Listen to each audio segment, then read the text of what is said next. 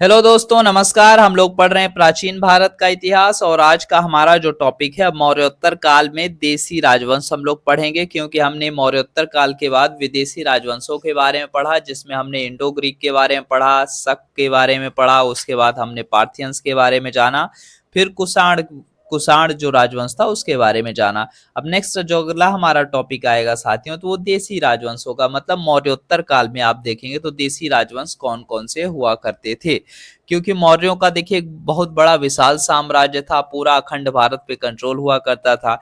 फिर जो मौर्यों के अंतिम शासक हुए बृहद्रथ हुए, तो बृहद्रथ की हत्या उनके सेनापति पुष्यमित्र शुंग द्वारा कर दी जाती है। पुष्यमित्र शुंग जब हत्या करता है अपने राजा की, फिर वो खुद गद्दी पे बैठ जाता है पुष्यमित्र शुंग। तो इसी वजह से जो पहला आप देखेंगे देसी राजवंश में मौर्योत्तर काल में, तो पहला आएगा देसी राजवंश में शुंग वंश आएगा, और जिसके संस्थापक पुष्यमित्र शुंग को माना गया है और इसने अपने राजा की हत्या की थी। इतना याद रखना है। उसके बाद आप याद रखिएंगे इनका जो टाइम पीरियड था शुंग वंश का, तो 185 बीसी से 185 बीसी मतलब ईसा पूर्व, बिफोर क्राइस्ट की बात कर रहे हैं, 75 ईसा पूर्व तक माना जाता है। 185 ईसा पूर्व से लेके 75 ईसा पूर्व माना जाता है। अब शुंग काल की बात करें तो आपको दो महत्वपूर्ण साहित्य आपको देखने को मिल जाते हैं शुंग काल में। पहला आता है महाभाष्य। तो महाभाष्य को लिखा पतंजलि ने लिखा था। ये वही पतंजलि हैं जिन्हें योग का जनक माना जाता है। तो आज आप देखते हैं पूरा योग गुरु बन के बैठे हुए हैं। तो योग गुरु से पहले भाई कोई जनक हुआ करते थे, तो पतंजलि जनक थे। कौन जनक थे? पतंजलि। और उन्होंने क्या लिखा? महाभाष्य लिखा।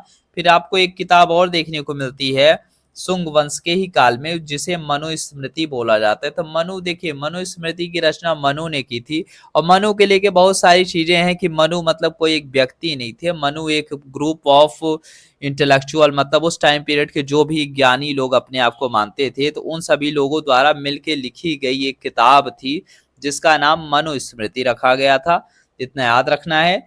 और ये रूल बुक थी मनुस्मृति। और नेक्स्ट अगर बात करते हैं तो मनुस्मृति में एक चीज आपको देखने को मिलती है, जो है सामाजिक भेदभाव एवं छुआछूत का समर्थन मनुस्मृति में किया गया था भरपूर मात्रा में।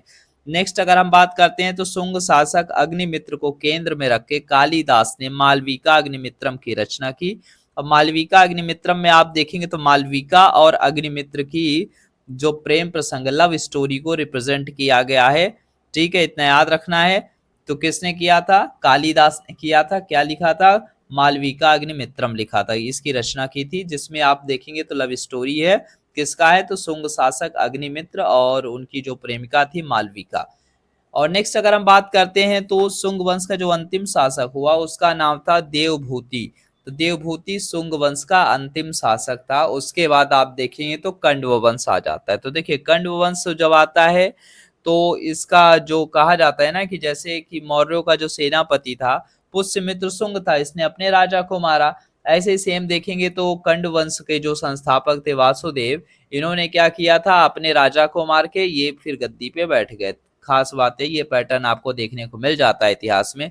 जैसे कि आप हर्यक वंश जब पढ़ते हैं तो उसमें क्या देखते हैं कि जो पिता की हत्या पुत्र करता है फिर वो राजा बन जाता है। जैसे बिंबिसार की हत्या अजातशत्रु ने की, अजातशत्रु की हत्या उदयन ने की। तो ऐसे पूरा का पूरा आप पैटर्न देखते हैं। यही सेम पैटर्न आपको यहाँ भी देखने को मिलता है साथियों। तो यहाँ पे क्या देखने को मिल रहा है कि जो सेनापति है वो अपने राजा को मार के गद्दी पे बैठ जाता है। तो कंड वंश का जो संस्थापक था वो वासुदेव था और अंतिम शासक सुशर्मन को माना गया है। सुशर्मन कंड वंश का अंतिम शासक था। और कंड वंश का जो टाइम पीरियड है वो 75 ईसा पूर्व से लेके 30 ईसा पूर्व तक, मतलब बहुत कम टाइम पीरियड, आप कह सकते हैं कि लगभग 45 साल जो भी चला, 45 साल इन्होंने रूल किया। उसके बाद ऐसा माना जाता है कि कंड वंश के पश्चात कुछ समय के लिए मगध पर सातवाहनों का शासन रहा है। ये सिर्फ अनुमान लगाया जाता है, अभी इसका कोई पूरा फैक्ट पुख्ता सबूत नहीं है, लेकिन ऐसा माना जाता है कि जो टाइम गैप क्रिएट हुआ तो उस टाइम पीरियड माना जाता है कि हाँ सातवाहनों का यहाँ थोड़ा बहुत हल्का प्रभाव था। ठीक है, ज्यादा नहीं था, क्योंकि सातवाहन आप देखेंगे तो महाराष्ट्र वाले क्षेत्र में आपको देखने को मिलते हैं। तो यहाँ तक आने में जाहिर सी बात है। अब हाँ, इनके कुछ शासक रहे जो पावरफुल रहे, जैसे कि गौतमी पुत्र सातकर्णी काफी फेमस शासक रहा है। अभी चल के हम पढ़ेंगे सातवाहनों को ही पढ़ेंगे। तो नेक्स्ट अगला आप देखेंगे तो आप देसी राजवंश में देखेंगे तो शुंग वंश, कंड वंश के पश्चात आएगा चेदी वंश, और चेदी वंश को महामोघवाहन वंश भी कहते हैं। महामोघवाहन वंश, चेदी वंश, इसका जो रूल क्षेत्र हुआ था, रूलिंग एरिया थी साथियों, वो उड़ीसा क्षेत्र हुआ करती थी। इस वंश का एक लोकप्रिय शासक था जिसका नाम था खारवेल। ठीक है, तो खारवेल आप जानते ही हैं। तो खारवेल का आप एक अभिलेख देखते हैं जिसमें हाथी गुम्फा प्रशस्ति आपको देखने को मिल जाती है, जिसमें खारवेल की उपलब्धियों का वर्णन देखने को मिल जाता है। और ये आप देखेंगे तो उदयगिरी और खंडगिरी पहाड़ियों में जैन संप्रदाय की गुफा का जो निर्माण करवाया था तो खारवेल द्वारा करवाया गया था। वहीं नेक्स्ट अगर हम बात करते हैं सातवाहन में, तो 2nd सेंचुरी बीसी से 3rd सेंचुरी एडी के बीच सातवाहनों का शासन रहा है। तो सातवाहन वंश ये देसी राजवंश की अगली कड़ी में आपको देखने को मिलता है। तो क्या देखने को मिलता है कि जो इनका रूलिंग एरिया रही है, जहां पे इनका रूल रहा है, तो वो महाराष्ट्र, उत्तरी कर्नाटक एवं आंध्र प्रदेश रहा है। तो आप सोच सकते हैं जब इनका रूल आप देखेंगे दक्षिण भारत में, मोस्टली आप देखें दक्षिण भारत में है, तो जाहिर सी बात है मगध तक तो बिल्कुल नहीं पहुंचे होंगे। हाँ, थोड़ा बहुत अलग इम्पैक्ट रहा होगा, वो अलग एक आध अभियान कर दिया हो, लेकिन हाँ, मगध को कॉन्कर करके मगध पे रूल करते रहना ये सातवाहनों ने नहीं किया था। ठीक है, नेक्स्ट अगर हम बात करते हैं तो संस्थापक जो था सातवाहन वंश का वो सिमुक था। वास्तविक संस्थापक श्री सातकर्णी को माना जाता है, और जबकि सर्वाधिक शक्तिशाली संस्थापक की जब भी बात की जाती है सातवाहनों में, तो वो गौतमी पुत्र सातकर्णी था, जिसका टाइम पीरियड 106 ईस्वी से लेके 130 ईस्वी तक था। मतलब लगभग आप बात करें तो 24 सालों तक रूल किया, 24 ईयर्स शासन किया। सातवाहन प्रशासनिक ढांचे की बात करें कि सातवाहनों का एडमिनिस्ट्रेटिव सिस्टम कैसा था, तो आप पाते हैं कि जैसे मौर्य साम्राज्य में था, आपको सेम ऐसा ही प्रभाव दिखाई पड़ता है। और नेक्स्ट अगर हम बात करते हैं कि मौर्यों के पतन के पश्चात आप देखते हैं तो राज्यों के प्रशासन में सैनिक तत्व की प्रबलता आपको दिखाई पड़ती है। ठीक है, तो जैसे कि मौर्य जो थे तो उसमें आप देखेंगे तो जो राजा था वो सब कुछ कमांडर हुआ करता, मतलब सारी चीजों का श्रेष्ठ, मतलब पहली पोजीशन पे राजा ही काउंट किया जाता था। लेकिन जैसे ही मौर्यों का पतन हुआ उसके बाद आप देखते हैं तो ज्यादातर आप देखेंगे तो सैनिक तत्व की प्रबलता आपको ज्यादा देखने को मिलती है बाकी अन्य राजवंशों में।